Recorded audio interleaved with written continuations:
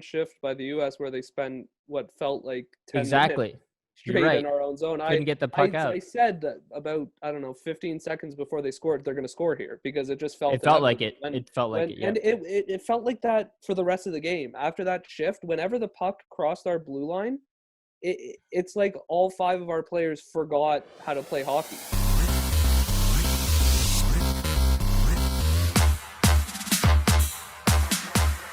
All right, I'm just gonna record it right away. What a game. Not an entertaining game. Hold on, I gotta Yeah, get definitely this had me on the out. edge of my seat.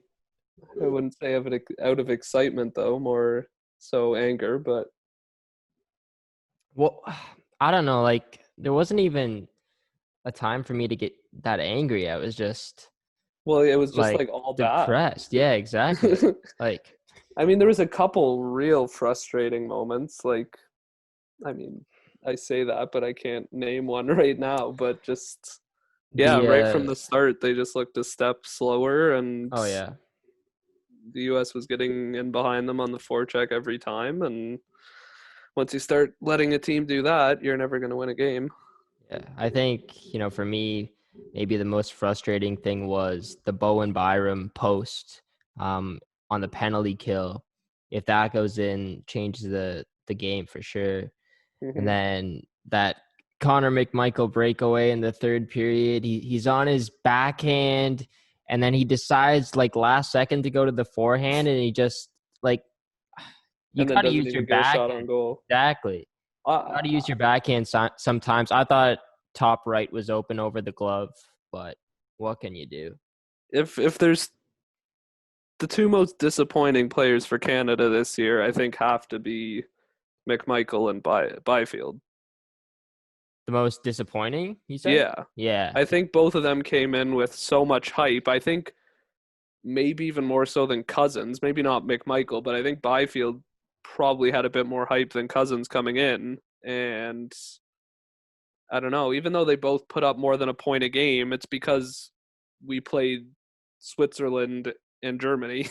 That's Yeah. why they got their points. And besides that, in all the big games, I don't know. I just haven't liked either of their efforts. They play to the outside. They give up on plays when they lose the puck. Like it reminds me of the Leaf style of Leafs, hockey, yeah. to be perfectly honest. Like Matthews, yeah. that whole game, just one of my friends texted me after the game and said that whole game just reminded me of the Columbus series, and I have to agree with him. I don't know if it was just because I haven't watched much hockey since the Leafs Yeah. got out, and it was just the same sort of frustrating feeling. But I don't know. I think, yeah, Canada was just on the back foot right from the start of the game, and Well, you just knew US was going to come out flying because they're coming off this big win against Finland, a battle like it was a war that game. The semifinal game, they were winning 3-1 and then Finland comes back and then you score in the last minute. That's a big momentum boost heading into this game.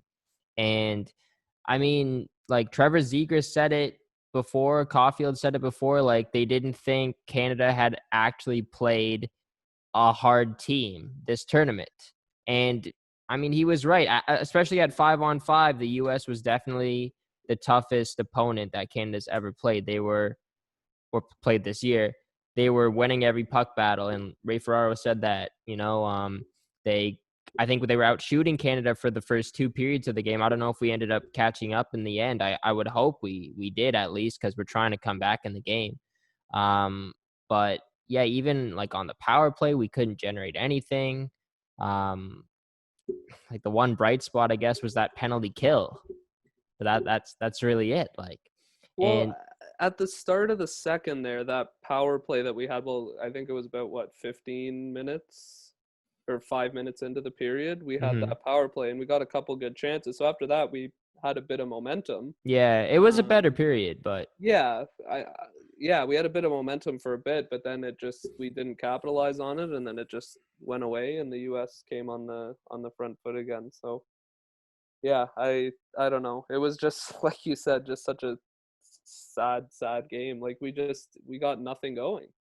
yeah, I mean, And obviously, it's not entertaining when you score no goals, when you get yeah, shut out. And Canada, like I believe they scored the most goals in the tournament out of anybody. And then, of course, in the gold medal game, we lose and we get shut out. It's And not the thing just is, I know everyone will be talking about Knight. Obviously, had a great tournament. Everyone will be talking about him getting a shutout in this game, but I don't think we gave him any. He had to make probably 3, maybe 4 difficult saves all yeah, game. Like that pad save he made near the end. He didn't even see it. It literally hit him. exactly. Yeah, they He said that didn't on the even see it. broadcast too. Yeah, Yeah, he did not see, even in the replay. He didn't even. He just went down and it hit him, yeah, and that was his best save of the game. He didn't even see it. So I think we made Knight look a lot better than he actually was today. We were just shooting the puck right at his chest all game. I think probably 80 to 90% of our shots were just right at his center of his body into the breadbasket, and you're never going to score goals like that. And then the other, we could have outshot the USA easily tonight, but we missed the net exactly. I was just gonna at say, yeah, least 10 times on good chances. We missed the net. yeah, It was crazy. Like you can't miss the net on a point shot. Look at the goal that the US scored. Just a little weak shot along the ice, somebody's in front to tip it. That's how you score goals in gold medal games. It's chippy goals like that go in. And you just need to shoot the puck at the net. You don't need to go for top corner. You don't need to go for bar down. You just need to shoot it at the net and hope for a tip, get some traffic in there. And then that's another problem right there. The U.S. was a lot better at getting men in front of our net than yeah. Canada was at getting in front of theirs. And even Byfield had a when, couple of moments in front, but yeah, we just barely had any guys in front of the net, it seems like. and even when we were trying to get guys in front of the net, the U.S. defenders did a great job of locking us down. And also, like, you just got to give credit to the U.S. defense in general. Like they were blocking us coming into their zone. Knight obviously played phenomenal, but they were hitting us. They were stick checking, knocking pucks loose. But most importantly, they were just winning all the races. But I guess on that first goal, the tip, like I believe it was Gooley in front of the net, and he didn't do a good job of marking his guy. That's how it goes in. And it's just in gold medal games, like it's the small things that make the difference. And it's all about capitalizing on the chances that you get. US did that. Canada did not. On the second goal, it's a pretty lucky goal, but that happens. You know, sometimes you have to create your own luck. And it was unfortunate that the puck got stuck to the back of the net there, and they were able to pick it off. And Zegras obviously scored a nice goal. Well, he's got great hands to tuck that in. But yeah, it was a bad game from the beginning. Canada, I think their first like 2 to 3 shifts, or maybe their first time, like once they got everybody on the ice, like that part of the game, they looked good, and I felt confident. But then after that, just something happened, and It was US just just that kicked one it up a shift. notch. That one shift by the U.S. where they spent what felt like 10 minutes Exactly. You're straight right. in our own zone. Couldn't get the puck I out. said that about, I don't know, 15 seconds before they scored, they're going to score here, because it just felt It felt like inevitable. it. It felt like it. And Yep. it felt like that for the rest of the game. After that shift, whenever the puck crossed our blue line, it's like all 5 of our players forgot how to play hockey. Yeah. I don't know. I don't know if it was our coach. I don't know what our No, coach you know, did this is exactly what happened. Canada had not let up a goal at 5-on-5 all tournament. US knows if they get one, Canada's panicking because they don't know how to react. They have not let in a goal. So that's what happened. Like, Yeah. maybe it would have been better if Canada had just gone into a gold medal game without having that record. Or another record that they had was that they were never trailing in the tournament, and then they'd never once winning, they'd never been besides tied. 0-0. Exactly. Like, there's so much stuff going on. People were saying heading into this game that this was the best Team Canada team ever, right? At the World Juniors, arguably. You could make the argument. Yeah. So and it's much funny pressure on them. how one game can now all of a Exactly. sudden Now they're not even like close one of the to worst. us. No, not one of the worst, but one of the worst gold medal performances at the IIHF World Junior For Championships. sure. For Well, sure. I would just to go in our zone. I don't know what our wingers were doing tonight. I don't know if it was a coaching thing, but they were constantly out of position. It reminded me so much of the Leafs. Our defensive zone play, everyone just running around. There was no structure. The defense was playing the center's position sometimes. Wingers were down, they were up, they were in the middle. Like there was no there was no structure in the defensive zone at all. When we got the puck, we played around with it behind our net, and rather than just trying to get it out. And then, not even to mention the dump and chase game. Yeah. It stopped working real early, and we didn't make an adjustment. Well, that was our game plan. Like, that's been our game plan throughout the whole tournament. Oh, yeah. We get the puck in deep, but we would win the puck battles exactly against any other team. Exactly. That's the difference. That's the difference. When you're playing a top team, you can still dump and chase occasionally because you have to. We saw that with Russia versus Canada. Russia, as everyone knows, they don't like to dump and chase at all. But you saw against Canada, they couldn't get anything going that game. They probably had 2 good chances that game because they just kept on trying the same thing over and over and over again, the possession play to get across the blue line, and it didn't work.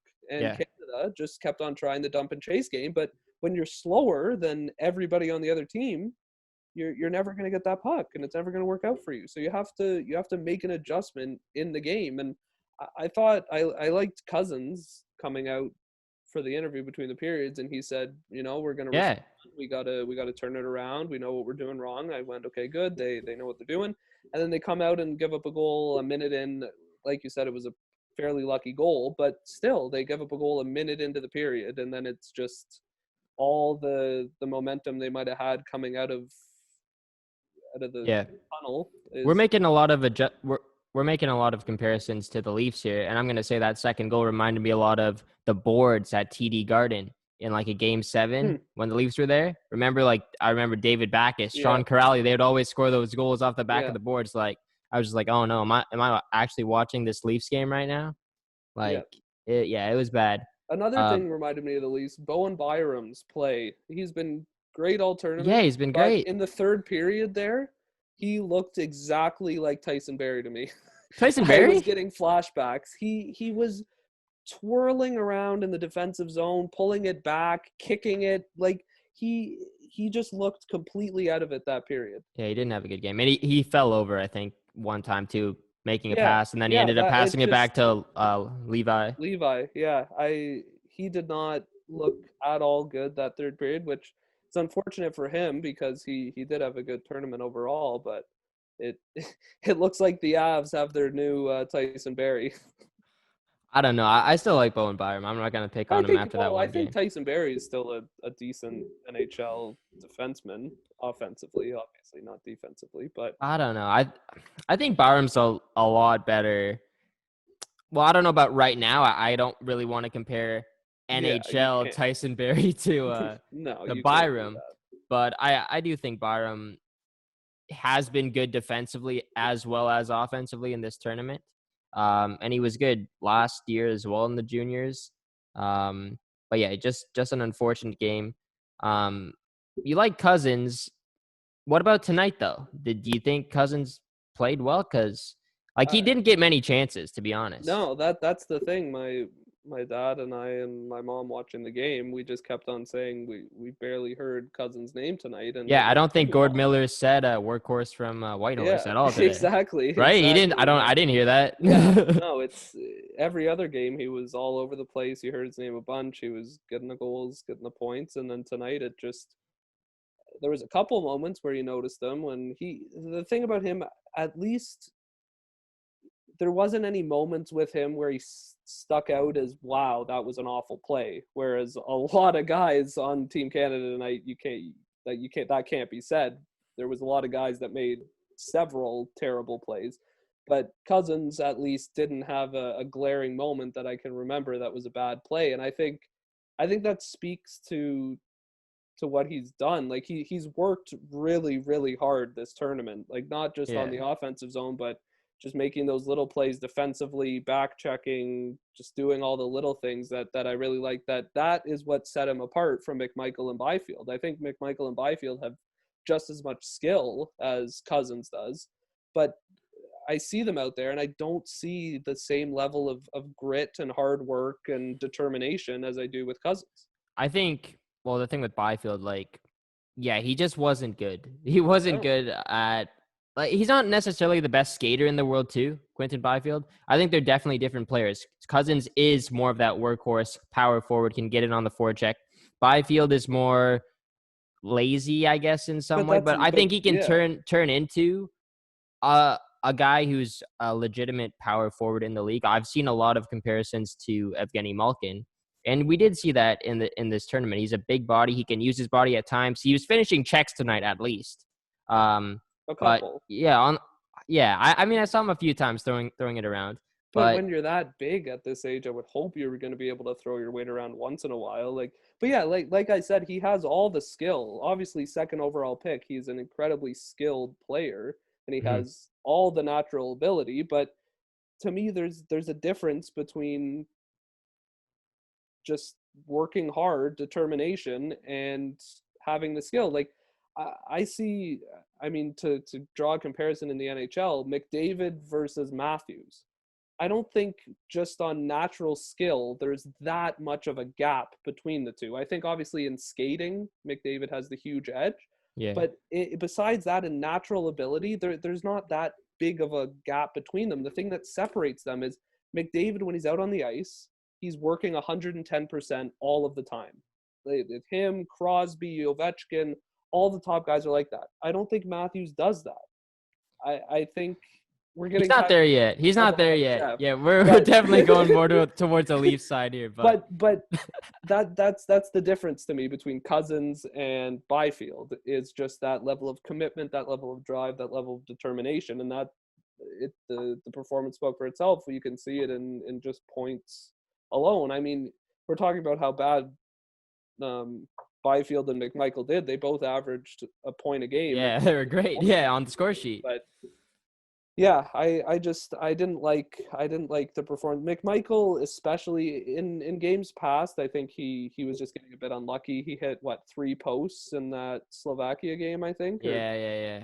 Whichever, Slovakia game, and he was looking all right. But every game I would watch, I would see a couple plays that just looked so lazy or careless, and I'd say, "What are you doing?" And then tonight, it was just all lazy and careless, and I can't name a good play he had. He had that nice play poking it through to get the breakaway for himself, but then what did he do on it? He didn't. You know what? I do want to point out, it's nice to hear. I don't know if it's nice to hear this, but it's different to hear some criticism about this team, because I think for mostly all the World Juniors tournaments, even in the past, the way TSN covers it is, it's mostly just all positive stuff. They don't criticize these players like the way that we're talking about them right now, you in specific, Tyler. So it's cool to hear this, I guess, right? I guess after the fact, maybe we will hear some bad stuff coming out from Sportsnet and TSN and criticizing these players a little bit, especially since they are not the winners of the tournament now. But it is a different point of view for sure. And I like it. It's good. What are some bright spots to take away from this tournament if you're Team Canada? Well, one player bright spot in particular I thought was Payton Krebs. I think he had a really, really good tournament. He was always in there finishing checks. I think a player I see kind of a lot of comparables to is maybe Brendan Gallagher. Just a guy that he's not going to average a point a game, but he'll get you probably 20, 25 goals in a season, another 20, 25, 30 assists, and just finishes his checks. He's always in front of the net. He's working hard. He's a gritty player. He's solid top six. So I think Payton Krebs has the potential to have a pretty decent NHL career. I think the Knights will like that pick. I think he'll be able to contribute for them in another 2 or 3 years maybe. I think he'll be in the NHL, and I think he has the potential to be kind of a Brendan Gallagher type player. Yeah, he's more that smaller kind of guy, but he's a bit pesty, and he's obviously a great skater. Mm-hmm. So I could see a Gallagher, a Hornqvist or a Hyman potentially, someone like that. But can also put the puck in the net, so that's nice to have. I mean, the obvious bright spot, I guess, as well is Devin Levi. He had a phenomenal World Junior Championships, and I mean, even tonight, he kept them in the game, and you can't really blame him on the first goal because it was a deflection. He was covering the net well. It's just that last second on that play. Exactly, right in front. Second goal, complete fluke bounce. Lucky. Exactly. He's going one way, the puck goes another. Yeah, you like you said, you can't blame him for this loss. He still had a great game. He made honestly, it was a fairly even game in terms of not that many chances both ways. Like I feel like besides the 2 goals the US scored, they had a couple chances, but they usually miss the net on their good chances. I think Zegras had a really good chance that he zipped it over the top, and maybe Caulfield had another chance where he zipped it over the top. Like on their good chances, it wasn't stopped because of a good save. So I don't even think Levi had to make any crazy saves tonight to keep Canada in. I think it was No. just those 2 goals that he didn't really have a chance on, and besides that, he played solid just like Knight did. But I think the main story of this game, it was just it was just an even battle. It was nothing that Canada had seen up until that point. And like, Yeah. if you want to if you want to find one excuse, I guess just blame the IIHF for the way they formed the groups this year. Like I never thought it was good that Canada is not the toughest competition you're playing up until the semifinals is Finland. I don't think that's, I mean, Finland's obviously a good team. You can't turn your nose up at them, but it's who's the second best team we play? Yeah. Slovakia or the Czechs? Like they don't even come close to Canada. So I think Canada next year will be asking for somebody else in their group rather than having. I think finishing in second means that they're in a group with either Sweden, Russia, or Finland again, I guess. Maybe 2 of those 3. I think that's kind of how it works. Okay, it's based on seeding. It's based on seeding, yeah. Okay. Yeah, because Canada won last year. That's why they had like the easiest division this year. Wait, yeah, in a tournament this short, I don't think that helps you. I really don't think having an easy group helps you, because it's 3 games round robin and then you're right into knockout. And when you have to up 4 games round robin and then right into knockout. But when you have to up your game that much after playing Germany with 4 skaters and Switzerland and then Slovakia 16-2 against Switzerland. or against Germany. Was that Germany? Oh yeah, that was Germany. 10-0 And then Switzerland was 10-0.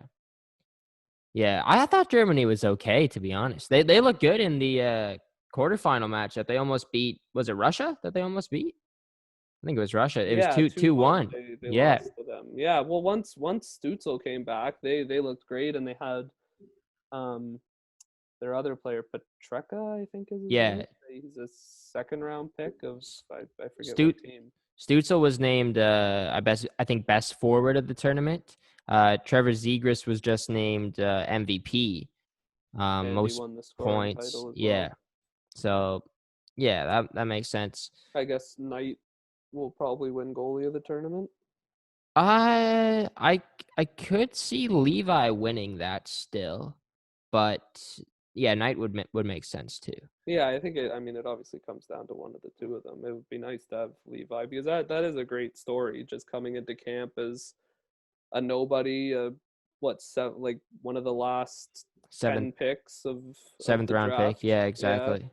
Where is he going? He was in Florida as well, same as Spencer Knight. Oh, they're both Florida prospects. There you go. Florida's probably pretty happy.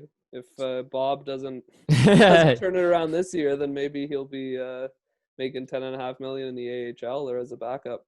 Yeah, I heard Luongo. He's saying, he put out a video before the game that he's obviously happy that there's 2 Florida goalies in the final, and I think he said that he doesn't know who he's cheering for, but he's got some red underwear on, if that means anything. Typical. He's an interesting guy. Typical Roberto Luongo on Twitter.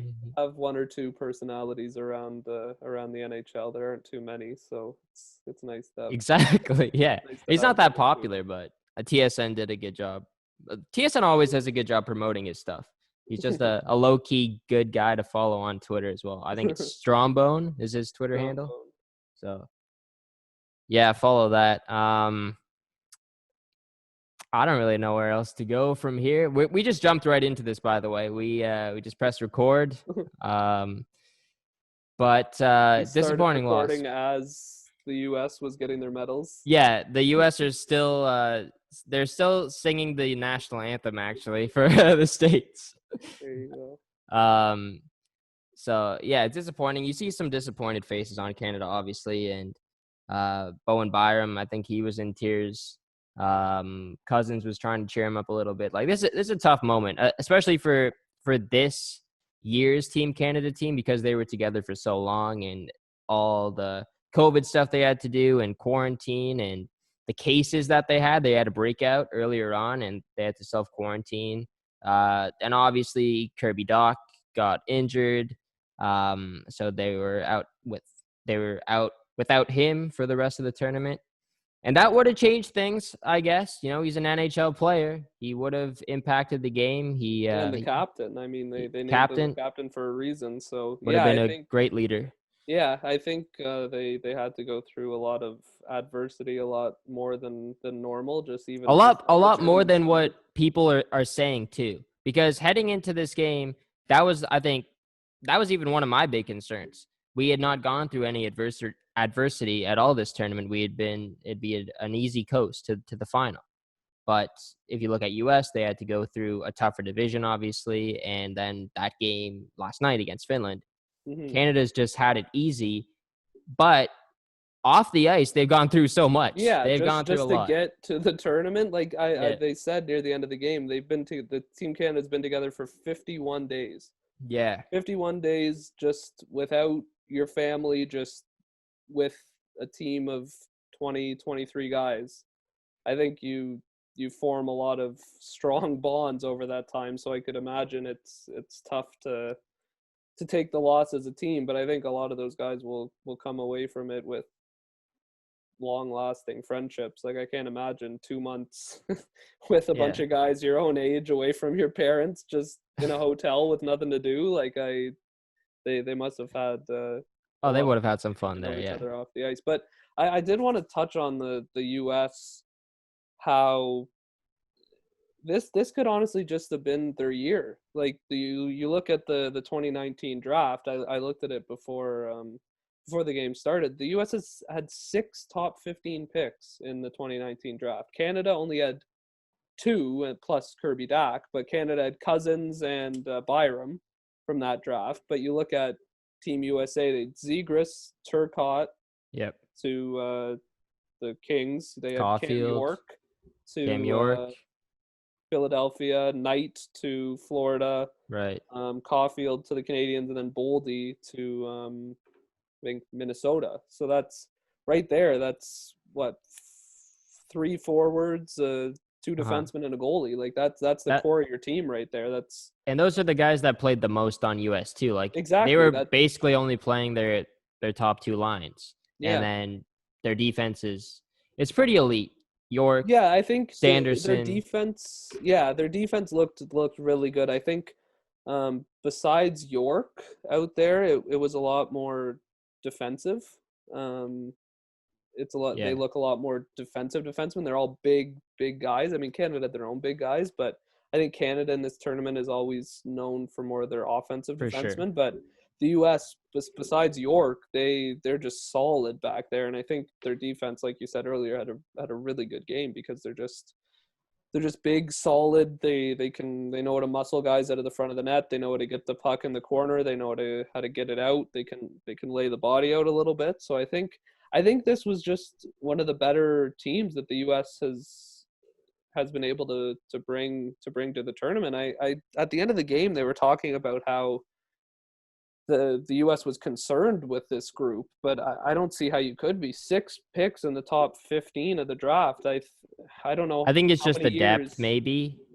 I guess, but I just don't know how many years the U.S. can say that they have that many picks inside the top 10, top 15, whereas Canada only has 2, 3 if Dak is there, but 2 going to the tournament. I think this is kind of a unique year for the Americans, and I think they capitalized on it. And they did. Yeah, great performances from all the top guys. Even Kaliev, who was second round pick in 2019, looked good. He's got a great shot. One play on that power play there where he had the shot from the top of the circle. There wasn't a Canadian shirt within 30 feet of him. I rewound the TV to watch it. I was honestly astonished at the fact. It reminded me again of the Leafs. how they love to leave that one guy just wide open on the power play for whatever reason. I don't know. And they leave the guy with the best shot. Well, maybe Caulfield is the best shot, but second best shot on the ice, they leave him wide open. It's thankfully he didn't capitalize on it, but yeah, that was definitely another moment where I went, wow, that's Yeah, I got to take another look at that. But he got 2 shots off on that yeah, one too. exactly. Because They there didn't was clear the nobody within rebound. 20 feet of him. It's Yeah, that's what happens when you leave a guy that wide open. He gets a good chance. So thankfully he didn't capitalize, but yeah. Devin Levi is too good. He could stop him. He did let out the rebound, but hey, we'll let that one slide. Most of them were just sticking to him all night though. But yeah, Kalliev, he scored the goal against Finland. yeah. He's a sniper. That was a good shot too. Quick shot, top right, Well, and is he on that top line with he's with Zegras? Zegras and Turcotte. Yeah, Yeah. So yeah, yeah, I that's a mean good combo. those top two lines are going hand in hand with Canada's lines. I mean, Arguably better. That first line is probably the best in the tournament. The yeah, U.S. line. I think at this point you have to give them that. They're the best line in the tournament. But yeah, I thought Canada would just have the depth to get by to power through. I thought Canada looked amazing against Russia. I Yeah. thought Russia was. I mean, it probably wasn't Russia's strongest team they've had. What happened to Russia? What do you think it was? Like, I think their I, goalie just looked terrible against us. I think, as Ray Ferraro said, he didn't know how to hold on to his stick, which was pretty crazy how many times he dropped it. But I noticed I think it had to be something to do with him catching with his right hand. I yeah, noticed that Canada was gunning for that shot just above the pad, just below the glove, and they scored. I think 3 of their goals were on that side, on his glove. He just, yeah, I don't know. Askarov, first round pick this year for Nashville. I don't know if I'm a fan of the Predators. I'm not looking too thrilled with that pick. A top 15, you're going a goalie, and I don't know. He looked pretty shaky against Canada, and yeah, I think Russia just. I don't know. I I think don't they know. were. I think like in years past, the Russians have had this swagger about them and this cockiness level, and they were able to come back when they were down and not let any lead kind of phase them. But they got down in a lot of games this year, and we definitely saw that yesterday. Because even when Canada scored in the first 30 seconds, like it's not over. It's not over. And then I think it was 3-0 by the end of the first. We've seen some crazy Canada Russia games. We've known that Russia can come back in the third down 3. That happened in I think Saskatoon. That was the Braden 2010. Shen year. Yeah, 2010. And then obviously, I think the year after that with Mark Stone and Huberdeau, we were losing 5-1 and then we made it 5-4. There's been some crazy games And then just last last year, year. Yep, back from down 3 goals in the third to win it. exactly. So I don't know what it was. Also, I realized that I think it's a different coach. They normally have that other like smaller Russian guy Well, yeah, as they a coach. brought Lurianov in this year, Yeah, which obviously was a great player, but yeah, I don't know what made them want to change the coach. I mean, I think that guy had been around forever. Whoever they exactly. had Maybe just before, retired. yeah, he's the only coach I remember them having. He Exactly. had Yeah. a pretty distinctive look. He He looked would coach the probably the Olympic most team. Russian you could look. Yeah. So he kind of stuck out on the bench. But yeah, I don't know why they decided to move on from him. But yeah, maybe it was just lingering feelings from last year, getting I don't know. with that terrible loss. Like just, but I mean, there's not that many returning players. I don't know. They just looked.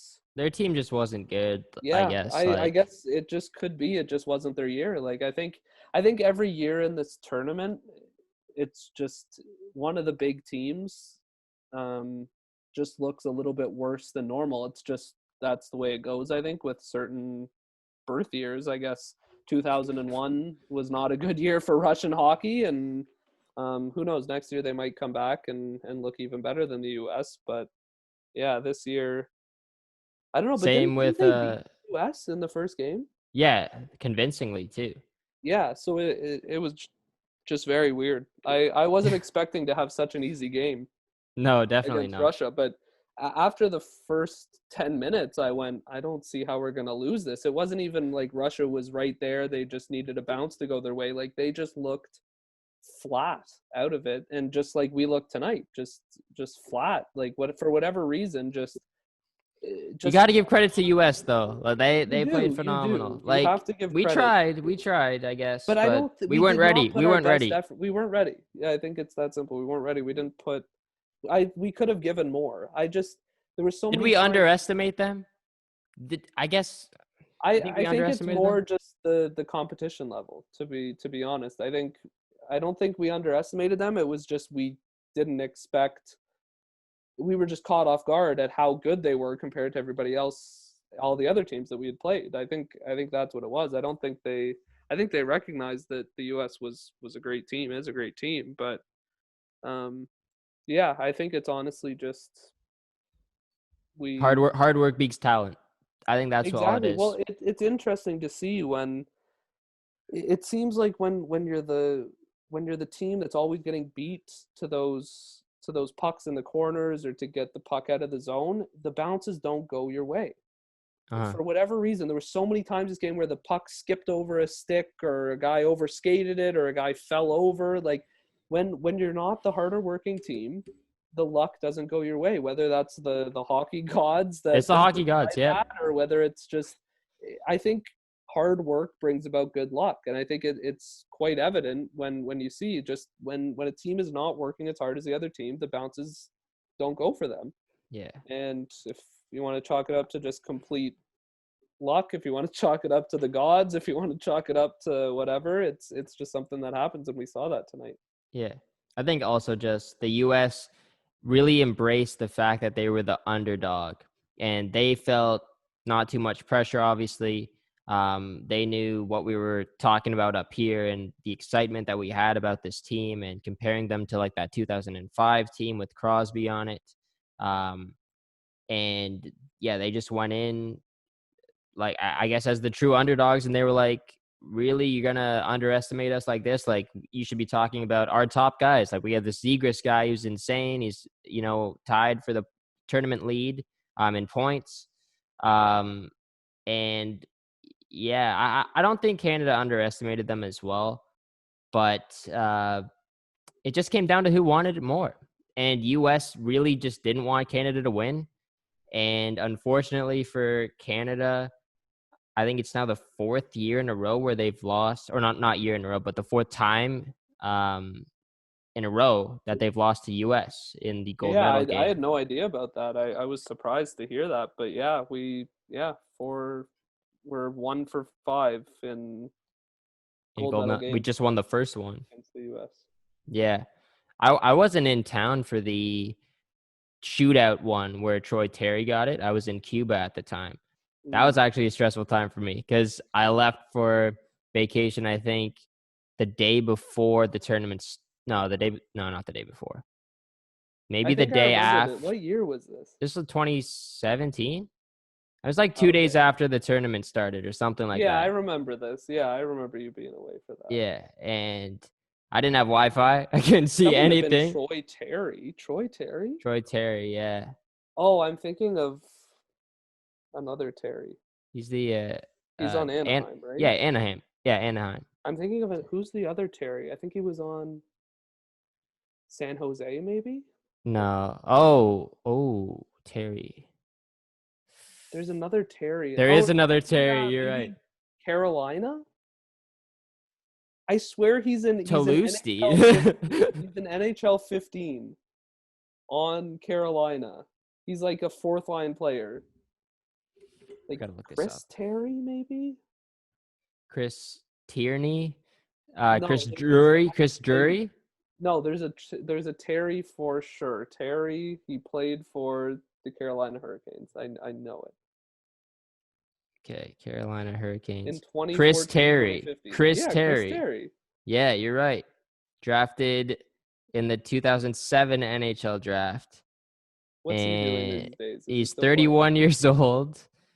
I'm trying to see if I can pull up his hockey DB. He is in the KHL.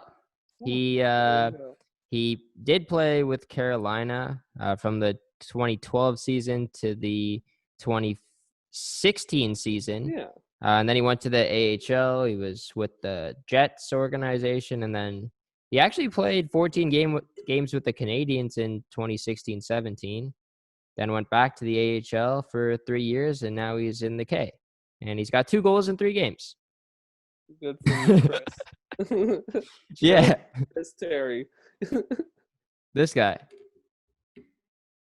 Yeah, I remember that face from NHL 15. I remember him. Terry, yeah. I feel like there's another Terry. I must be thinking of I'm probably thinking of one of those created players that I used to have on like one of my GMO teams. Anyways, Sweden as well. They lost their streak in the round robin series, but I mean they were going through some bad stuff with COVID, and they lost a lot of players.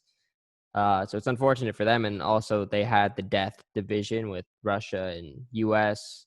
So sucks for them. It's a long streak, but it came to an end, and I guess that's one of the big teams that kind of fell off this year as well. But they'll be back strong. Sweden always has a good team, I would say. So, you know, they'll be in contention next year. They'll be healthier, hopefully, and I think this one, the one next year, is also Red Deer. So hopefully there's fans in the stands, and that energy will help Team Canada hopefully as well. And I want US in the gold medal game again next year. I want to see it. I need some redemption, and I don't know. This loss, like, it sucks that we lost, but I don't know if it's that heartbreaking. Maybe just because, like, we started the game playing bad, but it's not like an overtime loss like that bad. I think it's just COVID. I honestly think and no fans kind of helps just too. Yeah, everything being so different. I think it's taken the passion out of the game. Like, I just remember back to the Leafs series. Obviously, I was frustrated that they lost, but it was just kind of like, oh, whatever. Like, I don't know. Yeah. It wasn't as heartbreaking as it has been in the past. And like you said, I don't feel that heartbroken by this tournament. Maybe we're just getting older. maybe yeah, exactly. Feel such intense feelings. I do have to say that too. I had a realization, and I'm not even sure exactly what this is as I'm saying it, but I had this realization as I was watching the game. And I remember when I was younger, there would always be these crazy comebacks that we saw, right? Like, and I just remember watching them. Like Emberley's goal with exactly 10 seconds left, and or 6 seconds, 6.4 or something like that. Yeah. And then his tying goal against the US in that gold medal game, and just so many memories. John Carlson, I guess that goal was big for the US, and I remember that Kuznetsov year with Russia. That was exciting. Kucherov was on that team too. So yeah, moments like that. And just watching this game, and I was thinking about what was going to happen, and I was just like, you know what, Canada's just going to get a lead, and we're just going to keep it. Like, that's it. Like, and I don't know if that's just me being mature about it. Like, I'm not for the excitement anymore. I'm just like, let's get the dub. And like I'm in a group chat, and they're saying like, I just want it to be an exciting, close game. I don't care. Just get the dub. I don't know if that's just because I'm getting older. But yeah, I think it's definitely taken a little bit of the magic out. Like, well, yeah, when you're younger. And I'm putting myself in these guys' shoes because they're our age. They're our age, and like, how would I handle it? Like, I don't know. Like, I'm just thinking, like, if I was in the locker room right now, how would I be feeling? And you just have to.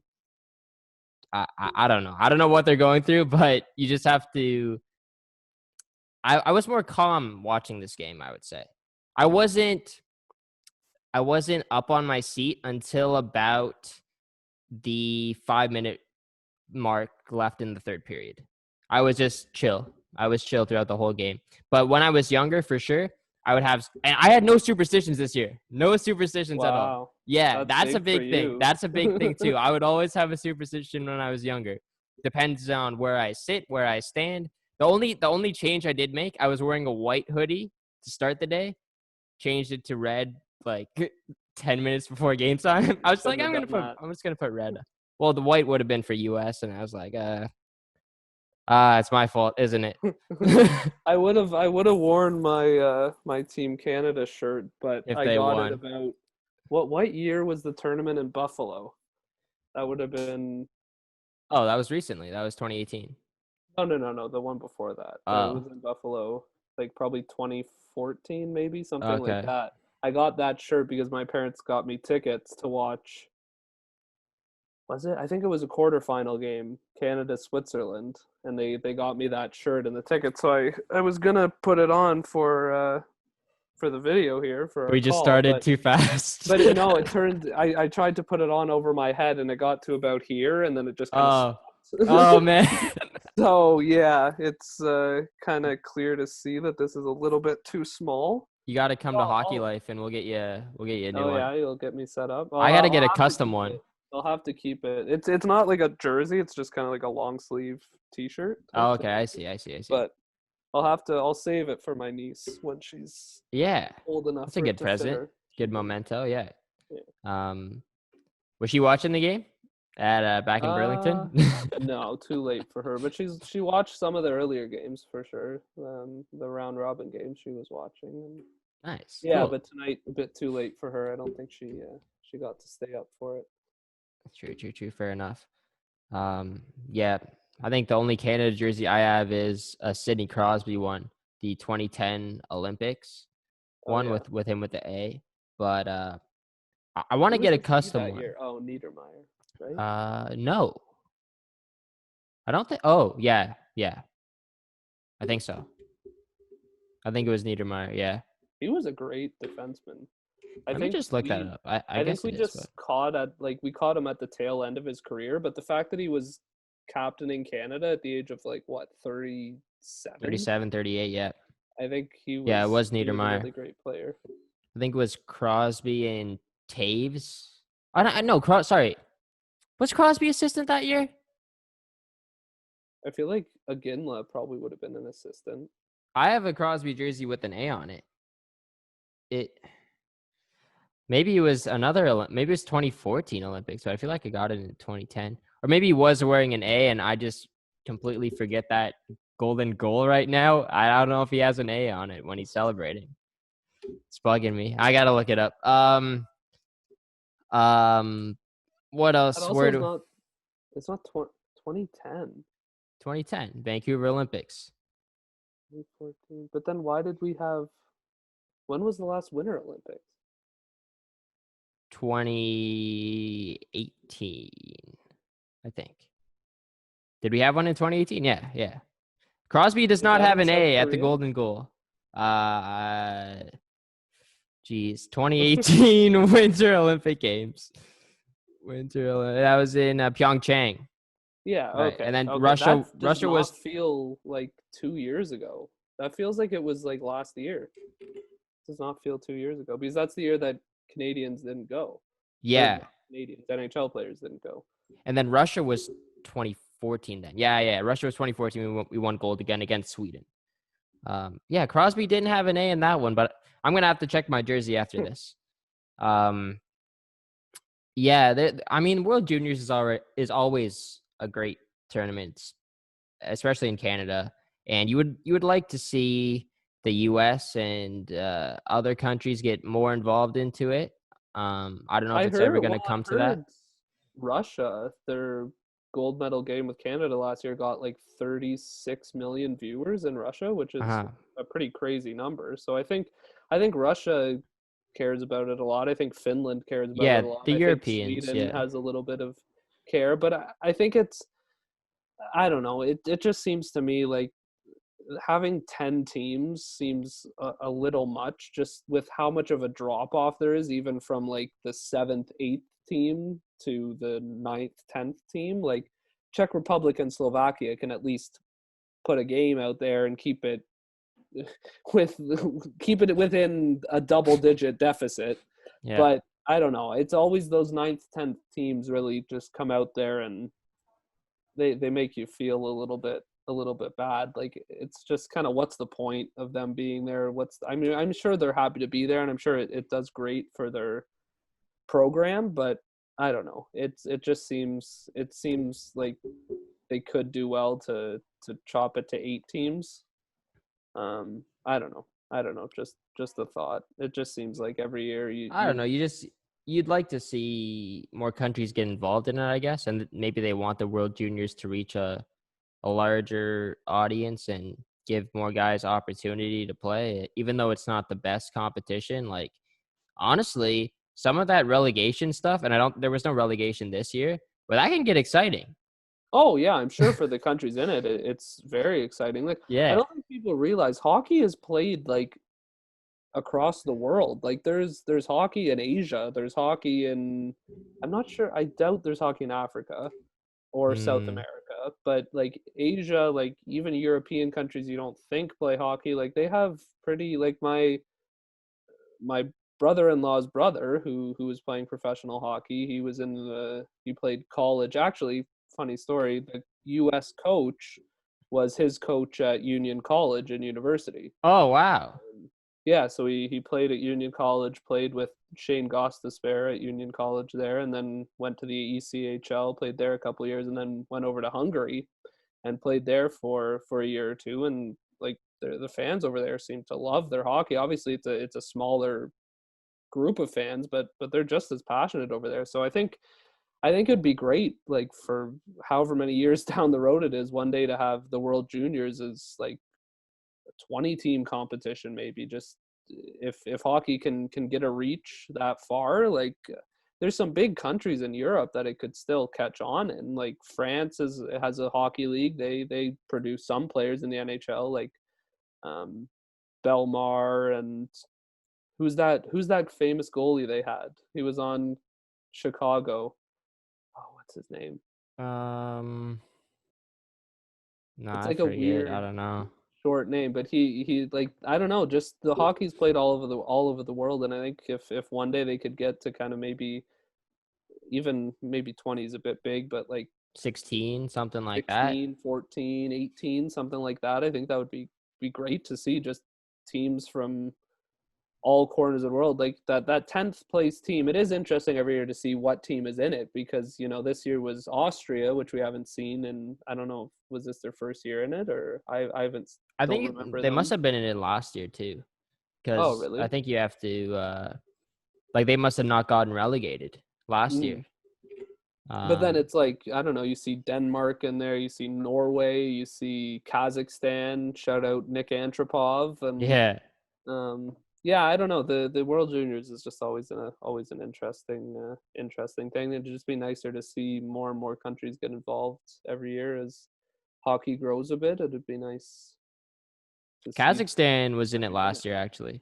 Mm. Hung, um, not Hungary, um, Austria. They weren't in it last year actually, Yeah. so it was their first year. But yeah, Kazakhstan was, I guess, the only uncommon team, or Germany. Germany was also uncommon, but if they keep developing guys like Stutzel, then they might be a mainstay Stützle, for Draisaitl, a while. Yeah, who's Moritz Cedar or Cider Cider on Detroit, big on guy. Detroit, that Petreka guy this year Yeah, as well. I think yeah, it'd be great to see Germany kind of develop. They're one of the biggest countries in Europe, and definitely have the potential to be a good hockey nation if they invest some money and get youth into hockey. So yeah, it's just nice to see hockey kind of expanding out beyond just North America and all over the world. And I think the World Juniors is kind of the best way to showcase that talent. uh-huh.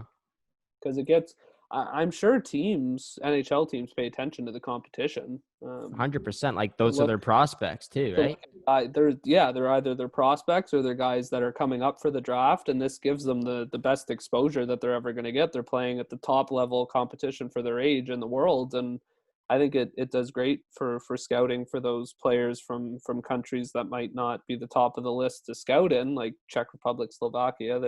NHL teams might not have too much scouting there, but their young players come to the tournament and they get some exposure. And yeah, I think you'll see, like, I don't know, a name that stuck out was Lambert on Finland. Finland? Kind of an Yeah. interesting name for a Finnish player, but he looked really good, and I think his draft year is maybe even 2022, if it's either next year or 2022, and he could be a top guy in his draft. He looked pretty good out there. So yeah, it's just always nice to see young guys from countries that might not get that much exposure have a chance to show what they can do. Yeah, 100%. Let's hope that there can be some more guys like that in the future. So yeah, I do want to talk a little bit of Leafs. Just a little Okay. bit. We've been going for almost an hour. Wow, you If said, oh, we'll just do like 20 minutes. Yeah, that's what I said. Like, I was kind of tired. I told Tyler that I'm not even sure if I want to do a podcast right now after that loss. But he was just like, yeah, I got some things to say. So I was like, okay, say less. Let's do it. But I don't think I'll get you on before the season starts, the NHL season. So don't have any questions prepared, but I guess what are you liking about the Leafs this season? What are you liking about what Sheldon Keefe has done with the Lions? Let's go with the Lions topics. Yeah. Do I have to say something I liked, or can I just go to something I don't like right away? Just what your thoughts are. You don't like them? Why? Why are we playing Thornton with Matthews and Marner? That is going to last, honestly, maybe less than one game. Why are we playing? Dude, no. It's not, I don't think it's gonna last like a period. Actually, you don't think it's Keefe has said it's not gonna last the whole game. They're gonna start on the line. They're gonna start the games together, but Thornton's not gonna stay on the line throughout the game. That's what he's already said. He said that in interviews. Because Thornton's? I know what you're gonna say. Thornton can't play the same minutes as Matthews and Marner can. Yeah. That's not his plan. He's just not. But why? What's the benefit of having them go out for the first shift? It's not just the first shift, but like I'm saying, majority of the shifts, they're not going to get majority of the shifts together. Like they'll play like, I don't know, maybe half, maybe a bit more than half, but Thornton's not going to be getting 20 minutes a night. He's probably still going to be like sheltered minutes, 14 minutes tops. But I love that line personally. Joe Thornton is one of the best passers in the game. Mitch Marner is one of the best passers in the game. And you got Austin Matthews as the sniper. But listen, Zach Hyman has always done such a great job playing alongside Matthews. Okay, yeah. He's probably been the least frustrating player for the Maple Leafs since he started playing regularly. You know exactly what he's going to do. He's going to go out, he's going to give you about 20 goals. He's going to go get the puck in the corners. He's going to do what Marner and Matthews won't do, and that's take a check or lay a check, try to hit somebody. And I don't think he deserves third line minutes. I think he deserves to be on that top line. I do like Keefe going with Matthews and Marner together. I think they make a better pairing than Matthews and Nylander do. I like the two of them playing together. They when they play together in short bursts, they seem to have a bit of chemistry and be able to get things done. I think pairing the best passer on your team with the best shooter on your team is a pretty good move. And yeah, I like that. I just don't see how Thornton is going to work out playing alongside them even for 12, 14 minutes a game. I just don't see it. I know they brought him in for a reason, but I don't think it's going to work. I think a couple games into the season, they're kind of going to ditch that and hopefully go back to Hyman up there. Yeah, that's just my thoughts. But I like the way their defense look. I think Brody should hands and toes crossed or fingers and toes crossed be a good defensive guy defensively. I think if we can get good defense from Brody and still have a full healthy season from Muzzin, I think we're already 10 times better on defense. Yep. I think Riley has the chance to bounce back. I don't think he'll be as good as he was 2 years ago, but I think he'll find some sort of middle ground between Apparently 2 years he's ago and last year. apparently he's looking real good. I think he got to the facility like 2 months in advance, and he's been working out every day, and Well, he good, looks a lot bigger. good And for him. apparently Keefe, I think Keefe got a question about um, Anderson and how hard he's been working this offseason. He was also at the facility earlier, but Keefe answered that question, but he also said nobody's talking about Morgan Riley and how hard he's worked. So I do think he's going to have a big year, and I could I could even see him maybe having a better year than he did 2 years ago. And I am disappointed I didn't get the chance to take him in my fantasy draft too. That would have been a big add. Where'd he go in your draft? Um, he went early. He went early. He was taken just before I took Torrey Krug because I needed a defenseman. I think it was my second defenseman that I took Krug on. I forget what round. Must have been like I think I six, remember six, like seven. yes, yeah. I think I remember around 60 for Crew, Yeah, 60 something. exactly. Yeah, I think Riley will have a better year this year just because he's going to be getting those consistent power play 1 minutes rather Mhm, than him definitely. splitting time with Barry or whatever stupid stuff was going on last year with the two of And, them on the and power play. also, I think they don't have another naturally gifted offensive defenseman on their decor now. Brody's more defensive, Muzzin defensive. Um, Hall is. I mean, you can make the Not argument an that Hall NHL is defenseman. Hall is not enough. Are you NHL defenseman? Um, and then they got Bogosian, who's not offensive. Mikko Lettinen's we don't really know what to expect from Lettinen, but I think He he's should more be offensive. offensive, but I don't think he'll step into that role right away. Obviously, it'll Definitely take a not. bit of time to figure it out. I think Sandin is obviously offensive as well, but right now it's looking like he doesn't have a spot. I No, think he should play instead of Hall, to be perfectly honest. I think him really. playing with Muzzin would be great for his development. I don't know if he could do it for as many minutes as Muzzin's going to be playing this year because I think Muzzin will be well over 20 minutes a game. I don't know if we would want Sandin out there, but I think if you kind of do what they're doing with Thornton, where you put Sandin out there for a good portion of the time with Muzzin, and then maybe later on in the game you move Letton in there, you move Bogosian up there if you want to go more defensive. I think that would be an option. But I don't know. I don't know what the point of playing Hall over Sandin is. I don't think Hall is at this point that much of a better option than Sandin. And I think even if he is a better option, you have to weigh the development of a player. Like, who knows what's happening with the AHL this year? I already saw today, I think 3 or 4 teams opted out of the season. Yeah. So who knows what that looks like? Are you going to send him over to Sweden to play? I don't know why you'd want to do that. I just think this year especially, I think Sandin needs to get minutes, and I just don't think Hall does enough to help us win over Sandin to take a complete, pretty much a full year off of his development if he gets no playing time anywhere. I think Um, the one thing that is probably keeping Sandin out of the lineup is just the fact that he's left-handed. I assume if he's a right-handed defenseman, he would take Hall's spot, but Hall is that right guy. They want to have two guys, two right-handed guys on the bottom pairs. Brody's obviously left-handed. He's going to be playing with Riley. That's the only exception there. But I think, especially with this season, with so many back-to-backs, or I don't know if there's going to be back-to-backs, but so many series, and the schedules come out, and you're only playing 6 teams the whole year, and it's like 3-game series. So you want to be changing up the lineup, I would say, every day. So I assume Sandin's going to get, half the playing time. It might be him and Lettinen that get swapped around just because they want to keep the same handedness on the team. But the one guy we're not talking about is Travis Dermot. Do you think he's just donezo? Like he shouldn't get a spot on this team anymore?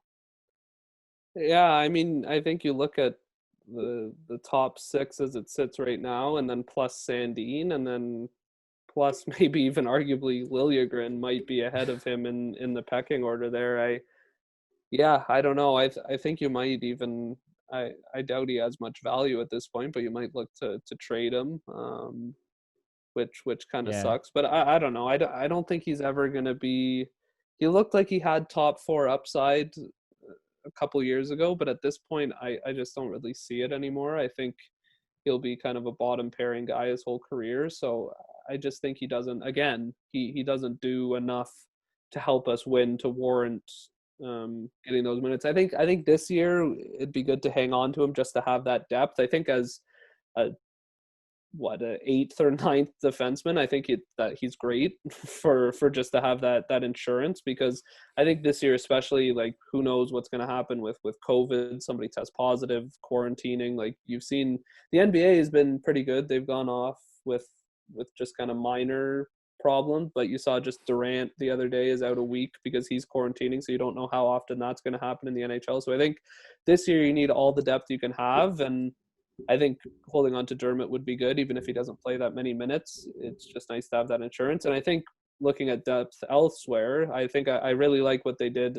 in net. They have a solid backup now for the first time, I think we can say, in years. He's on my fantasy team, Jack I Campbell. saw that. He's Yeah, on I my think, team. and I think it could do wonders. I mean, it's not like Anderson played poorly against Columbus, but I think it'll be nice for Anderson just to not be playing the huge number For of sure. games that he has been, and let Campbell take a couple off his hands. But even after Campbell, there's Hutchison, who obviously didn't play that well for us, but went over to the Avs and looked all right. He even played in 2 playoff games, which who would have thought you would have seen him playing playoff games? But he's nice to have as a 4th option. And then Aaron Dell, who looks okay in limited time in the NHL. I think he's a great 3rd option to have. So I think the Leafs have better depth than they have had in net in years. And then on forward, we're a little bit sparse on the wings after obviously giving up Kapanen and Janssen. But I think the bottom 6, I think we did a great job kind of just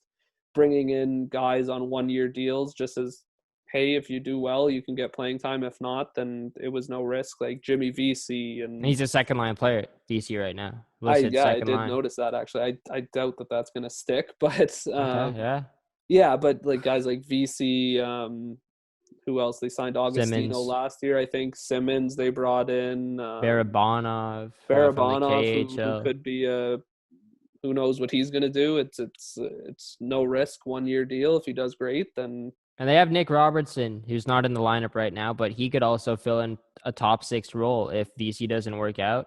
I assume that the Leafs aren't just gonna keep him on the bench the whole year or in the press box the whole year. No, yeah, They're gonna be playing him. I think he'll definitely get playing time. I think I'd like to see him, if he has a good camp, put him into that top 6 and for a couple games at least, and just see how he does. I don't see how he would look completely out of place on a line with Tavares and Nylander. I No. think he brings a lot of speed, a good shot. I think he could fit in very well with those 2 guys. I think it's kind of hard not to, playing with 2 guys with that kind of skill. The one downside you looked at that does push Hyman into the 3rd line, which I don't necessarily like. I think Hyman deserves top 6 minutes.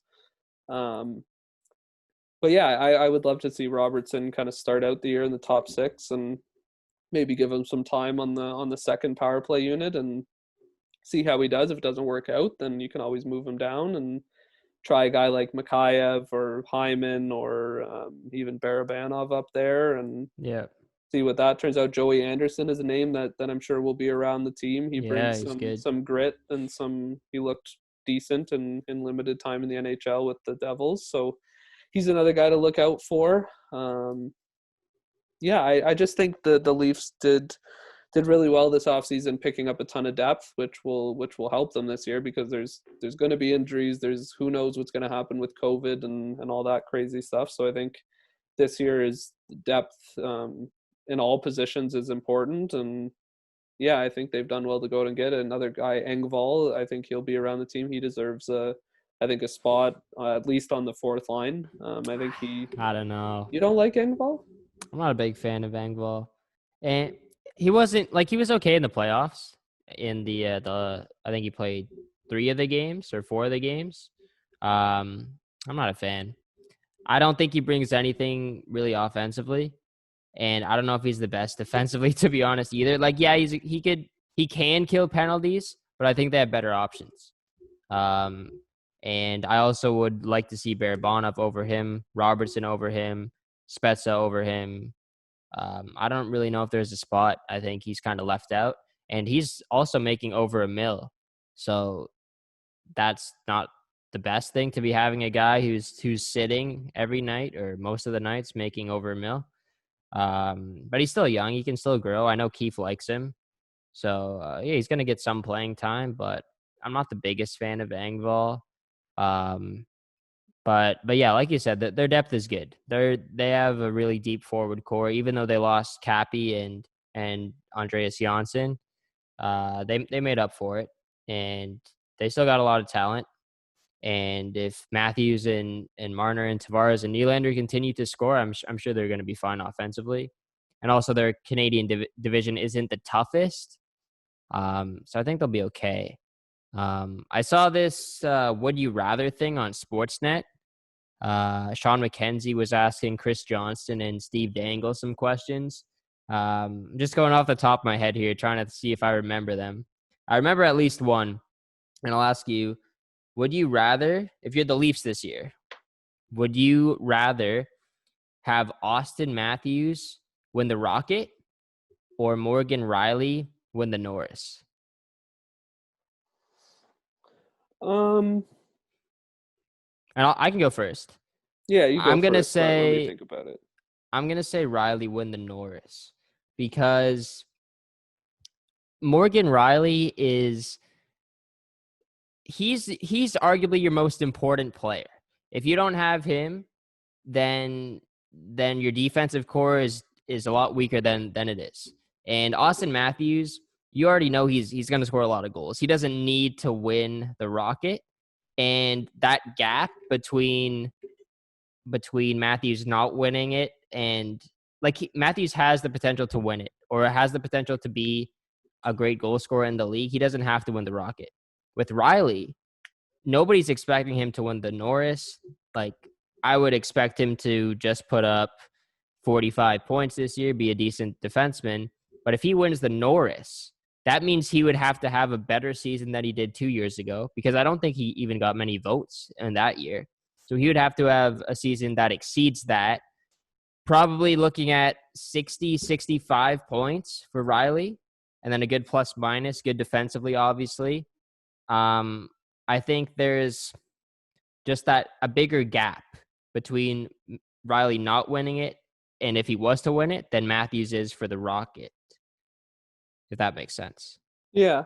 No, I see what you mean. It would be more beneficial for the team for Riley to win the Norris, because it would mean he was a lot better than expected. Whereas if Matthews wins the Rocket, it's like, okay, it's a good season, but it's not that far off what he was probably going to do anyway. Exactly. I don't know. It's tough for me. I feel like I don't know if Riley can ever be a Norris winning defenseman. I feel like Norris, it kind of tends to skew a little bit more offensively, which helps Riley, but there still is obviously that defensive consideration that they put into it. And I don't think the Leafs are ever going to be a great defensive team with Riley. I don't think it's his fault, obviously, but I just think that they don't really play a super defensive brand of hockey, because they have that so much firepower up front that they can kind of afford to give up more shots and give up more goals. And I think that's just the way they're going to play. So I think it would be great for Riley to win the Norris, but I don't think he has to for this team to do better. I think Matthews, just to kind of, maybe I probably would have gone Riley winning the Norris, but because you said it, I'll pick Matthews winning the Rocket. I think just this year, there's a lot more question marks on forward than there has been in the past. Tavares, he had a pretty good year last year, but a lot of people were kind of giving him a lot of stick last year for the way he played. He looks like he's a bit slower. Who knows? Like, a lot of people are thinking he might not be a point a game player anymore, and I think he has a lot to prove this year. He's a pretty big question mark. Marner is, I think it's, you know what you're going to get with him. Nylander, he has to be the second best winger on the team this year. He just has to be, because there's nobody else that really can come close to touching him. So he needs to have a great season. And then you look at losing Johnson, losing Cappy. Those are two middle six wingers that chip in with about 15 to 20 goals each. So that's a lot of goals we're missing. And yeah, we brought in some depth for the bottom six, but I think unless Robertson manages to step up and have I don't know, obviously not 20 goals, but a 20 goal pace for an 82 game season. I think if he can do that kind of mitigates things, but that's a big question mark too. So I think that's if he gets into the lineup too. Yeah, right, exactly. You don't even know if he's getting into the lineup. So I think just with all the question marks up front in terms of just flat out goals, I think it would be nice if you could know going into the season that Matthews is going to win the Rocket with, I don't know what that would be this year, maybe 35, 40 goals. Maybe that's pushing it. Like 30, 35 would be a great season. So yeah, I think if you could go into the year and tell me Matthews is going to win the Rocket with 35 goals, I would say, okay, I'll take that rather than Riley winning the Norris, because I just don't think he has to for the team to be that good. I think Muzzin and Brody will bring the defense that we haven't seen before. I think even Bogosian on the bottom six or the bottom pairing will bring that added defense too that was not being brought by Martin Marincin. So yeah, I just think Matthews, getting those sure goals from Matthews up front is better than having an amazing season from Riley, just because I think the Leafs need more sure things in goals this year than they do defensive play. All right, fair enough. Yeah, it's a good point. I agree. Like, if Matthews could win the Rocket, like, yeah, I would take that. But yeah, equally good points, I would say. It's 1:20 a.m. Let's we can wrap it up now. Yeah, Leaf season starts January 13th. It's gonna be a good year, I think. I think, you know, if there was ever a year that the Leafs could capitalize on a weaker schedule, I guess you could say, this would be their chance. They don't have Boston in their division. They don't have Tampa in their division. No Florida. And they're the favorites to win the Canadian division. So let's hope they do that. And then I believe the first two rounds of the playoffs as well are against Canadian teams. So that's huge, because that's a trip to the Eastern Conference Final if they come out on top of that, which is what they need. They need a bit of luck, and they got to capitalize on their opportunity this year. So, yeah, that kicks off on the 13th. If you haven't watched my Leafs hype video, go watch that. It was posted 2 videos ago. So take a look at that. And, yeah, Tyler, thanks for coming on. You're great, as always. Appreciate it. Thanks for encouraging me to do this podcast tonight. Yeah. And, yeah, and unfortunately, we aren't celebrating a Team Canada win, but it is what it is. Got to give credit to the States. But Canada will be back in a lot more gold medal games in the future. So don't worry about that. We aren't going anywhere. And, yeah, for you guys, make sure you subscribe to the channel, like the video, do all that stuff. And we'll be back pretty soon. I got 2 more videos coming out this week. So watch out for those, and we'll be back soon. Take care, and I'm going to bed.